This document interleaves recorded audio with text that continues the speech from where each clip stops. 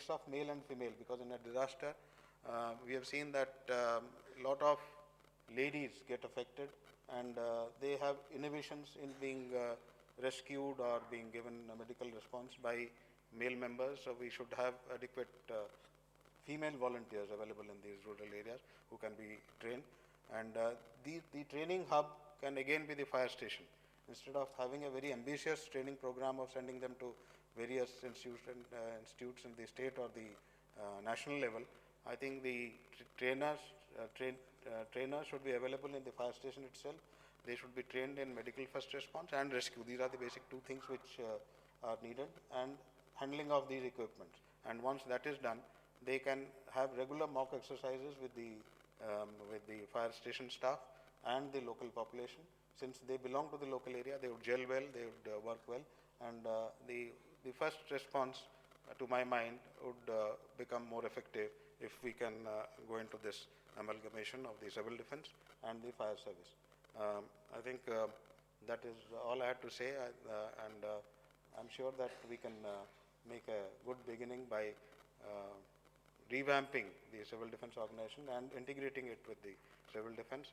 And for this, I think we need a lot of support from the states, because they are the ones who have to really carry it forward.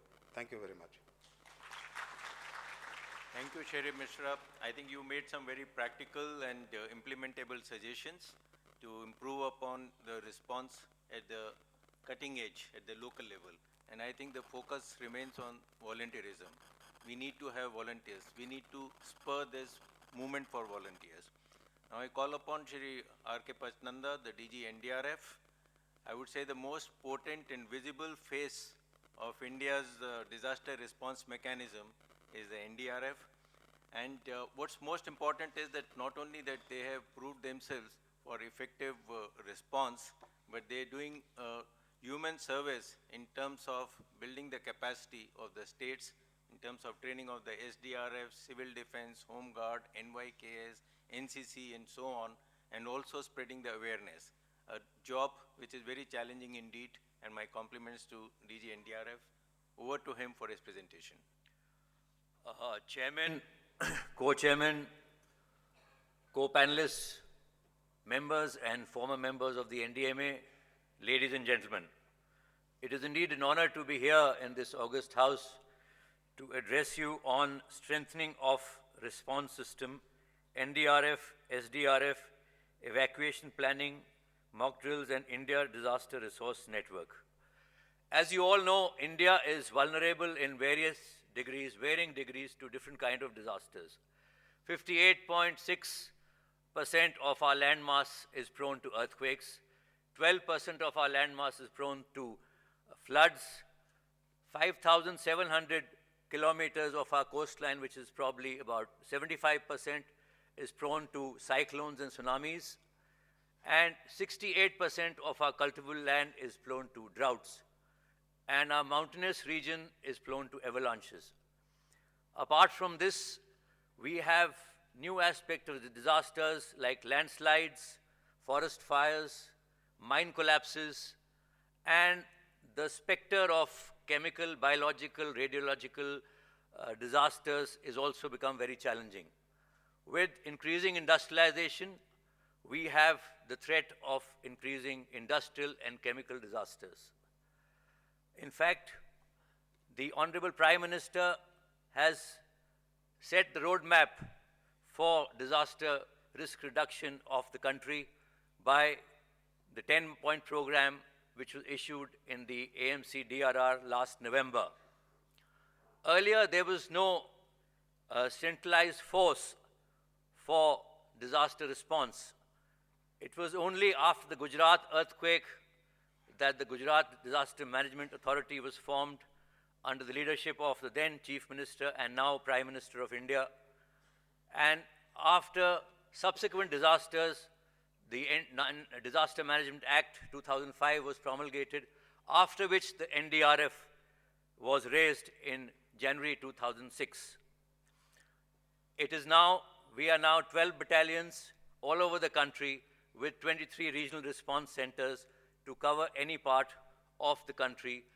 And ever since its inception, the NDRF has responded most promptly to all kinds of disasters within and outside the country, and we've saved over 5 million lives till today. Our efforts in Nepal, in the earthquake, and in the Japan tsunami earned accolades from all over the world. Now, during disaster, NDRF responds immediately, whether by road, rail, or it is airlifted. For example, in the Kanpur Dehat rail accident, the NDRF was airlifted, and we could save 55 precious lives immediately. In situations impending disasters, the NDRF teams, based on so far the accurate response of the stakeholders like IMD, INCOIS, CWC, etc., is able to pre-position its teams well in advance. For example, in the Varda cyclone, we could pre-position our teams well in advance because of the accurate information given to us by the other stakeholders in Tamil Nadu and Andhra Pradesh. And in a matter of 24 hours, we could clear over 2,000 trees and 190 kilometers of road space and have the situation back to normal within 24 hours. The restoration of electric poles took another day. And in situations where there is no disaster, the NDRF unflinchingly strives to sensitize and prepare communities for disaster risk reduction and disaster resilience through national capacity building programs like school safety programs, familiarization exercises, community exercises, and so on and so forth. And we also tirelessly train state forces like the SDRF and the NCC, the Home Guards, and other forces who wish to be trained. So over these years, we have been able to train and sensitize over 50 lakh of people from the community who we want that they act as a force multiplier and as the first responder. We've seen that our coordination with the state governments and other stakeholders has improved in the past. We have, especially after the Honorable Prime Minister's 10-point program was promulgated, we've increased the number of mock exercises, mock drills, and our exercises and capacity building programs for the community. And we wish to use the community as the first multiplier, and our response time in all aspects has greatly increased and strengthened. And it is this strengthened response which actually acts for disaster risk reduction. Next, this is the 10-point program. Next. The role of the NDRF, as I've just mentioned, during disaster, impending disaster, in non-disaster periods. Next. Our NDRF is the humanitarian forte of the Government of India, and the NDRF is proactively and promptly available to all the states, just at the call of a telephone. It is a multi-skilled technical force, and we have doctors and a canine squad in every team. Next. This is our span and area of responsibility. Next. These are states which our battalions cover. Next. And our regional response centers where there are no battalion headquarters. Next. These are the number of lives we have saved till now. Next. Now, our object is not only saving lives, but also to minimize and contain the effect of disasters. And immediately after a disaster or during a disaster, we have our team of doctors to provide immediate medical attention, assist in relief measures, and help in the evacuation process. In fact, I'll come to evacuation planning later. And assist in the restoration of essential services, be it telephone lines and others. And facilitate the community in the recovery process, and also do an introspection of what went wrong and where we could improve further and improve our own preparedness. Next. And it is because of the Prime Minister's directive that we have increased in the last 4 months our FAMEX exercises and mock drills tremendously over the last few years, so to achieve a sense of efficiency. Next. These are our school safety programs. In fact, as I speak now, there is a school safety program, a competition of all the Kendriya Vidyalayas going on in Delhi, so that we can sensitize them and prepare them for any problem. Next. Increased community awareness programs. Next. And mock drills. We've tremendously increased our mock drills so that, A, we don't get rusted, and we also train with the SDRFs and the other stakeholders, so as a team, we don't get rusted, and we can perform more efficiently with better response. Next. So our mock drills have tremendously increased with all our stakeholders and the SDRFs. Next. So because of this, because of these exercises which we've done, we have reduced our response time in all our functions. We have started the concept of 1-minute drills. What we could do in 3 to 5 minutes, we practice in 1 minute, so that we can perform at the drop of a hat at the earliest possible and save every second in the golden hour. Next. Keep going.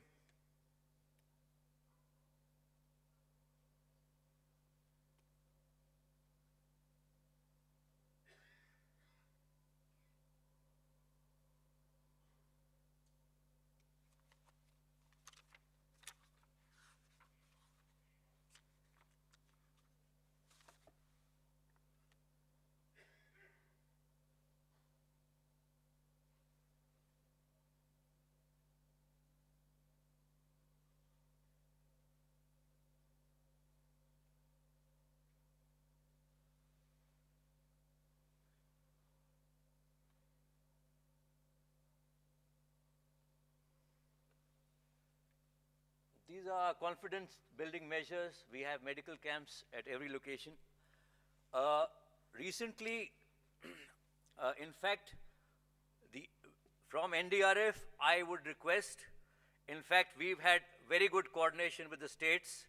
I would only request the states to strengthen the SDRFs, because single-handedly we cannot function. It has to be in cohesion, in coordination with the SDRFs. I had requested the resident commissioners of the state recently the importance of strengthening the SDRFs, because the SDRFs are the first responders till the NDRF reaches. On the 9th of May, we had a meeting with the SDRFs of the states affected by monsoons, and what we found after discussion is that there is a lack of equipment in the SDRFs. Some states are procuring it, some states don't have it. While we are tirelessly training the SDRFs, it is important that they have the equipment so that they can respond with the equipment, because training without equipment is of no use. Then there is a frequent change in the trained manpower. Everyone likes a Thana posting and would like to cross over, but I would earnestly appeal to all of you that if at least for 5 years the trained manpower can be kept in the SDRFs, because that is a value addition, and every value addition saves lives, and time is of the essence. And it should also be used for disaster response. At times, due to shortage of manpower and commitments of the local police, it's used for law and order and other duties. In fact, in off-disaster hours, off-disaster situations, if it can be used to train communities, to sensitize communities, you will find each one teach one will give a multiplier effect, and you will have more percentage of the population ready to handle any kind of disaster or disaster-like situation. And now that the threat of CBRN is coming, I would urge upon you that some portion, some percentage of the SDRF is also trained in CBRN. Next. These are the states next which have formed SDRFs. Now I'll come to evacuation planning. Now, every impending disaster must be pre-planned. Hence, your early warning systems have to, as Dr. Mohapatra also felt, needs to improve with advanced technology. And we have to have evacuation drills rehearsed. Next. Because normally we evacuate in schools which are high-rise, and every crisis management program plan must have a list of high-rise vehicles in which we can evacuate the population to high-rise building, list of shops storing dry rations, and telephone numbers of all agencies. Next. Now, we must include one thing is certain measures for specially abled people, otherwise abled people, because that's a very important part of evacuation drills. And mock drills must be conducted regularly. Next. Next. I've also been asked to speak on the India Disaster Resource Network, because this is a web-based platform which stores information of a resource inventory by different states. And there are about 265 items. Next. But it covers 170 districts till now in about 29 states and union territories. But next, this helps you give a location of resources, description of resources, and also contact details of all stakeholders. Next. Now, emergency response has its own challenges, especially with geoclimatic changes. The number of disasters, the frequency is increasing.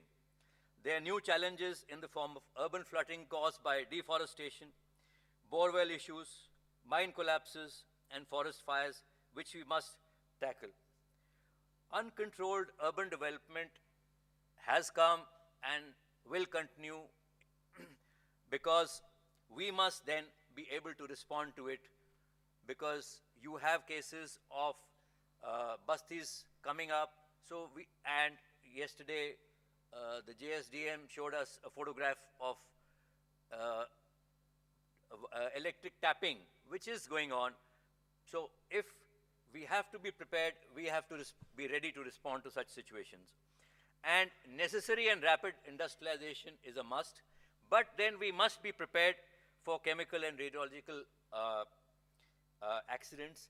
And in fact, we need to do a total proper road mapping, a disaster mapping in this area also, because while states have done a hazard mapping, vulnerability mapping in areas of floods and earthquakes, this area of vulnerability mapping still needs to be done.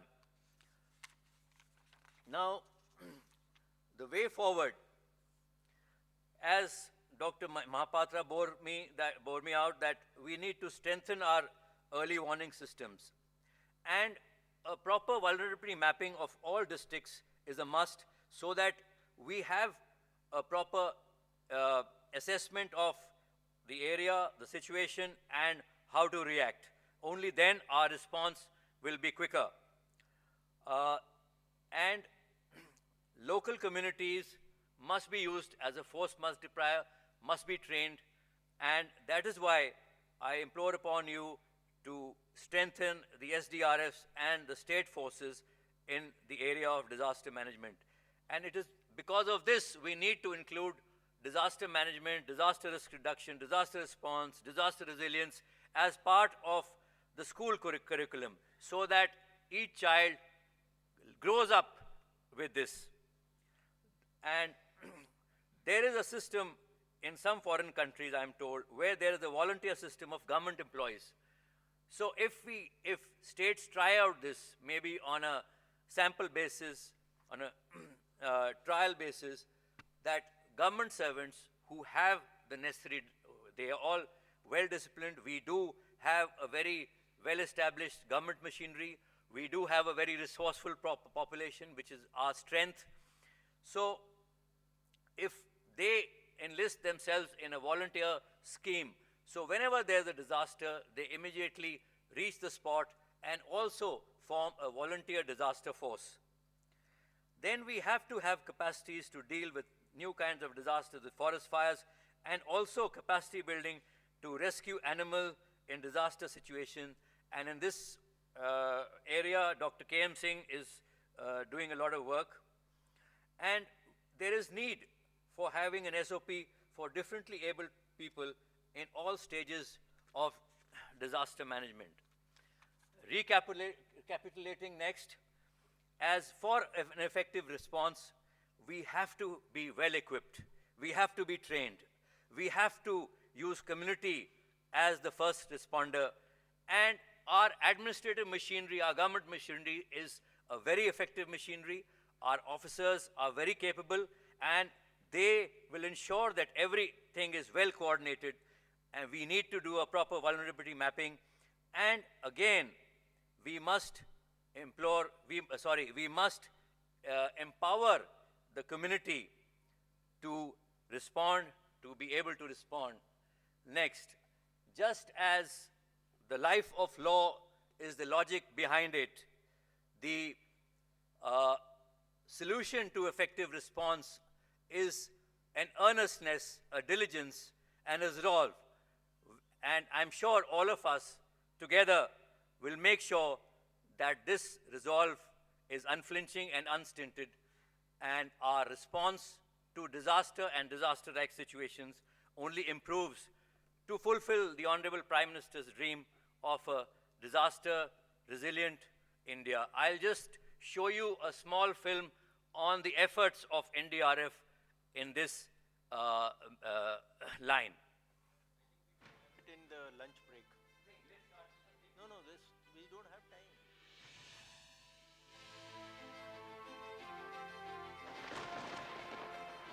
The monsoon has arrived in different parts of India. Though the skies are clear in Cuttack, the National Disaster Response Force, or NDRF battalion stationed here, is prepared for any calamity. A phone call from the NDRF control room is received. The message: floods have hit the eastern part of India and forces have to be mobilized. It takes less than 10 minutes to get this highly motivated, experienced, and professional force into action. The battalion stationed in Patna is already at work. The rescue and relief work is in full swing to save lives and livelihood. Forces from the 12 battalions stationed across the country are promptly organized to meet the challenge of the rising waters of the Ganges. Water ambulances go around different localities of the city and outlying villages, providing water and medicines. The NDRF, a force dedicated to disaster response, was constituted in 2006. It adopted the motto of Apada Seva Sadaiv. In just 10 years, this specialized force has become a credible, dependable, and visible face during disasters. छोटे से समय में 10 वर्षों के अंदर ही जिस प्रकार से डिजास्टर रेस्पॉन्स के मामले में आपने अपने को एक लीड एजेंसी के रूप में एस्टैब्लिश किया है, इसकी जितनी भी सराहना की जाए वह कम है। इसलिए मैं कहता हूं कि एनडीआरएफ के ऊपर समस्त भारतवासियों को गर्व है। NDRF has helped save 5,50,446 human lives. Its men are trained to cope with all kinds of disasters: cyclone, earthquake, landslide, fire, floods, and chemical, biological, radiological, and nuclear or CBRN emergency. Its contribution in handling the triple disaster of earthquake, tsunami, and radiation leakage in Fukushima, Japan in 2011 has drawn applause from the Prime Minister of Japan, Mr. Shinzo Abe. During the Nepal earthquake of 2015, NDRF was the first international rescue agency to respond to the emergency. 16 teams, 720 personnel, and 8 canines were rushed off to the affected areas within hours. Working tirelessly, the force was able to rescue 11 out of the 16 victims alive and help bring out 133 dead from the debris. सबसे पहले पहुंचने वाली अंतर्राष्ट्रीय सहयोग NDRF थी। दूसरी बात यह है कि जाते ही ये लोग जो है काम पे जुट जाते हैं, हर जगह पहुंचे हैं। ये पहाड़ों में भी पहुंचे हैं, जो शहरी एरिया है वहाँ भी पहुंचे हैं। इन्होंने मतलब कि लोगों को खाना पीना तक मुहैया कराया है। एनडीआरएफ ने सबसे बेस्ट सर्विस दिया। Despite challenges of movement, collapse of communication systems and mobility, NDRF played a stellar role in the 2013 floods of Uttarakhand caused by a cloudburst. In 2014, Jammu and Kashmir floods, as many as 35 teams of 47 personnel each and 118 boats were engaged in relief and rescue work. In all, 50,629 people were evacuated to safe places. In the Assam floods in 2012, Chennai in 2015, and Patna and Varanasi in 2016, NDRF was there to provide prompt relief. Its expertise in collapsed structure search and rescue is unmatched. It has not only brought out people alive, but also treated the dead with dignity. One of its truly incredible operations has been the rescue of 2 construction workers trapped in a tunnel in Bilaspur, Himachal Pradesh. The force operates with highly sophisticated and state-of-the-art equipment, but it realizes the value of a trained army of canines and canine handlers which cannot be replaced. In Nepal, they did a phenomenal job of sniffing out humans buried under the debris of the fallen buildings.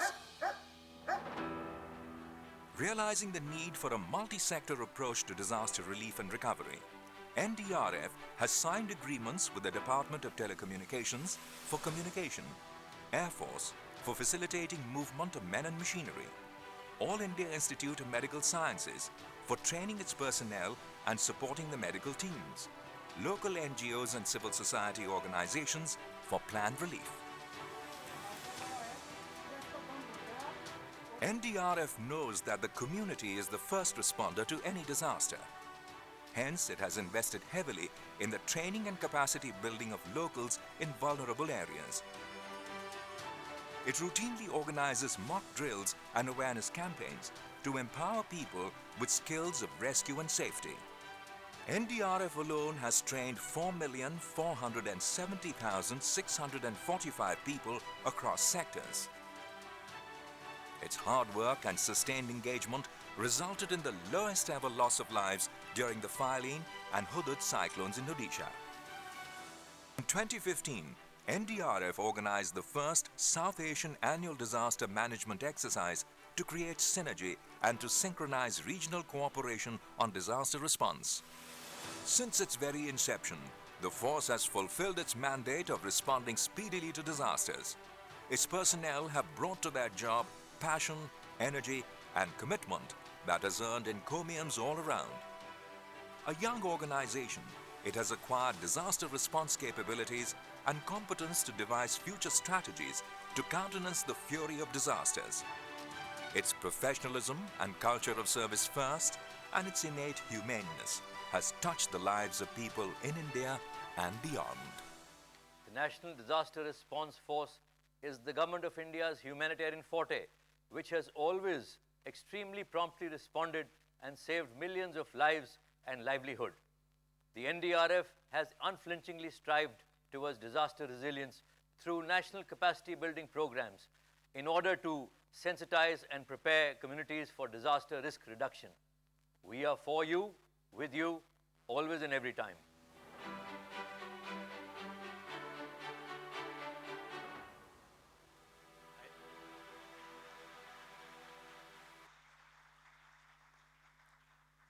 I don't think I need to say anything more except what the Home Minister said, that we are very proud of our NDRF and their contributions and their achievements. We have the 5th panelist, Shri Krishna Vats. He is the recovery advisor with the UNDP at New York. We are very grateful to him that he is agreed to be on Skype. Unfortunately, he couldn't be with us. And he's an expert who's worked in the post-disaster recovery and DRM since 1995.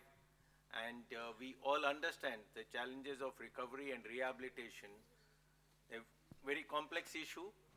And we do not have an institutionalized mechanism in the country as such. Though we've had success story of very good reconstruction work having been done in Gujarat, Odisha, Maharashtra and other states, but yet there are far too many challenges, and we would look forward to hear and share the views of Shri Krishna Vats from New York. Krishna, are you there? Hello? Mr. Vats, are you there?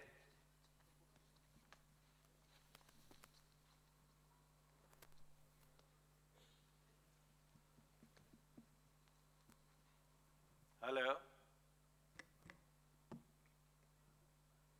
Hello? Can you hear me?